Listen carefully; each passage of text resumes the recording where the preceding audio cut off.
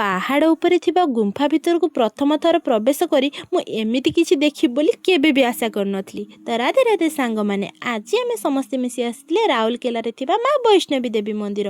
ଆଉ ମନ୍ଦିରଟି ଥିଲା ପାହାଡ଼ ଉପରେ। ଆମେ ମନ୍ଦିର ଦେଖି ଭାବୁଥାଏ ଆମେ କ'ଣ ଏତେ ଉପରକୁ ଚଢ଼ିପାରିବା। କମ୍ ସେ କମ୍ 900 ପାଉଛ ଚଢ଼ି ଆମେ ଯାଇ ପହଞ୍ଚିଥିଲେ ମାଙ୍କର ଗୁମ୍ଫା ପାଖରେ। ଆଉ ଗୁମ୍ଫା ବାହାରେ ଯେତିକି ବଡ଼ ଦେଖାଯାଉଥିଲା ଭିତରେ ମଧ୍ୟ ସେତିକି ବଡ଼ ଥିଲା। ଆଉ ରାସ୍ତା କିନ୍ତୁ ବହୁତ ଛୋଟ ଥିଲା। ଆମକୁ ଦେଖନ୍ତୁ ନଈ ନଈ ଯିବାକୁ ପଡ଼ୁଥିଲା।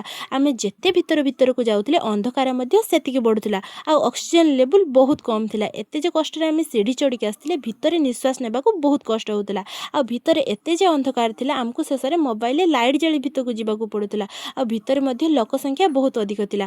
ଭଗବାନଙ୍କ ଦୟାରୁ ଆମେ ପାଣି ବୋଟଲ ନେଇଥିଲେ ବୋଲି ପାଣି ପିଇ ଆମେ ମାଙ୍କ ଦର୍ଶନ ସାରି ସେ ଭିତରୁ ବହୁତ କଷ୍ଟରେ ବାହାରିଥିଲେ, କାରଣ ତା ଭିତରେ ରହିବା ଅସମ୍ଭବ ହୋଇପଡ଼ୁଥିଲା। ବାହାରକୁ ଆସି ଦେଖେ ତ ମାଙ୍କର ମନ୍ଦିର ଥିଲା, ଆଉ ମାଙ୍କର ବିଗ୍ରହ ଥିଲା। ମାଙ୍କ ମନ୍ଦିର ଆଉ ବିଗ୍ରହ ଦର୍ଶନ କରି ଆମେ ଫେରି ଆସିଥିଲେ ତଳକୁ। ଆପଣମାନେ ଯଦି ସେ ମନ୍ଦିର ଯାଉଛନ୍ତି, ସାଙ୍ଗରେ ପାଣି ବୋଟଲ ଆଉ ଛୋଟ ପିଲା ଯଦି ଯାଉଛନ୍ତି, ମନ୍ଦିର ଭିତରେ ବେଶୀ ସମୟ ରହିବେ ନାହିଁ। ମୋ ଭିଡ଼ିଓ କେମିତି ଲାଗୁଛି ପ୍ଲିଜ୍ କମେଣ୍ଟ କରିଦେବେ।